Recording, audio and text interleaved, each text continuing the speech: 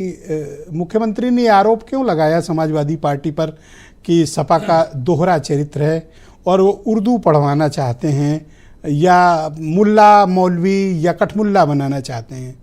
ऐसा क्या था? ये बात तो सिर्फ बोली भाषा की चल रही थी। देखिए विजय जी, सर्वप्रथम आपका धन्यवाद कि आपने हमारी बात को जनता तक पहुंचाने का अवसर दिया।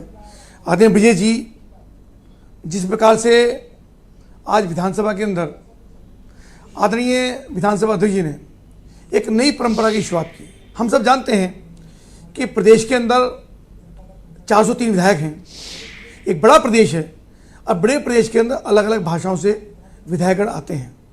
उनकी मूल भाषा थोड़ा हिंदी भाषा थोड़ा अलग होती है, तो उसमें खासतौर ब्रज भाषा है, अवधी है, भोजपुरी है।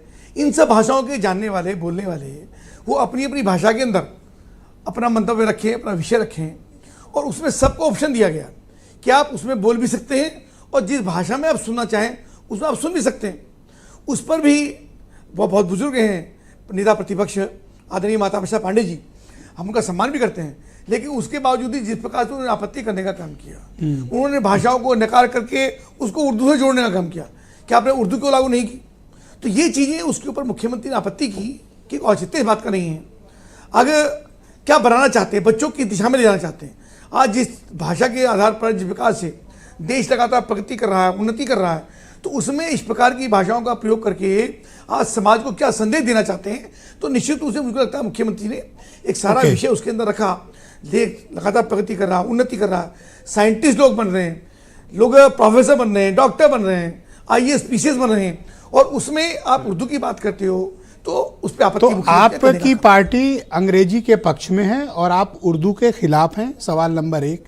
दूसरा, माता प्रसाद पांडे ने उसके बाद मीडिया स्टेटमेंट दिए और कहा हम संस्कृत भी जुड़वाना चाहते हैं, जिस बात को सुना नहीं जा रहा, और बीजेपी एक एजेंडा लेकर सदन में आई है।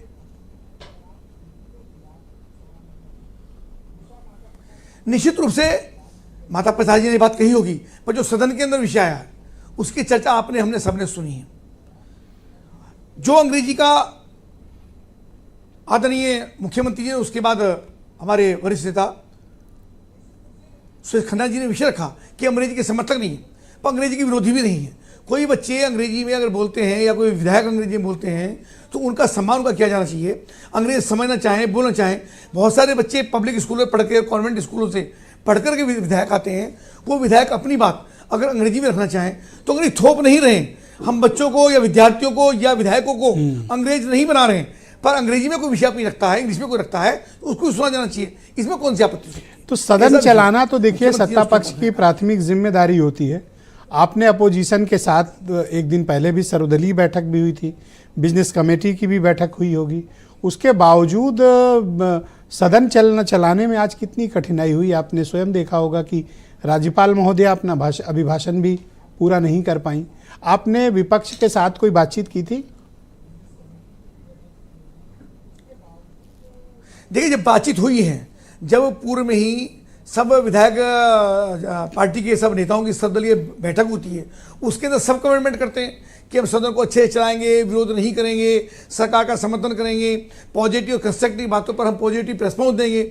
उसके बावजूद भी राज्यपाल, वो भी महिला राज्यपाल, उनका जिस प्रकार से खड़े होते के साथ ही विपक्ष के नेताओं ने, विशेष समाजवादी पार्टी ने गो बैक के नारे लगाने का काम किया। जिस तरीके जितना अपमान राज्यपाल जी का करने का काम समाजवादी पार्टी के लोगों ने किया, पूरा प्रदेश, पूरा हिंदुस्तान उसको देख रहा है। सर, 2012 से 2017 तक किसी राज्यपाल को बीजेपी ने अपना अभिभाषण पूरा नहीं करने दिया था जब आप विपक्ष में थे। तो जो आपने किया था आपके सामने आ रहा है।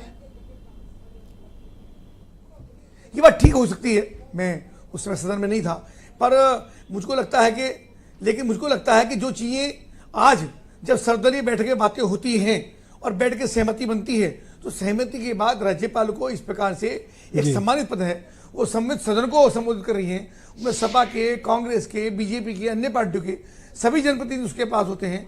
राज्यपाल एक प्रदेश का खाका खींचने का काम करती है कि प्रदेश में क्या हुआ, क्या होने की संभावनाएं हैं। Thank you Kapil ji. लगती है तो विपक्ष को धैर्यपूर्वक। मैं आपके साथी विधायक और कांग्रेस की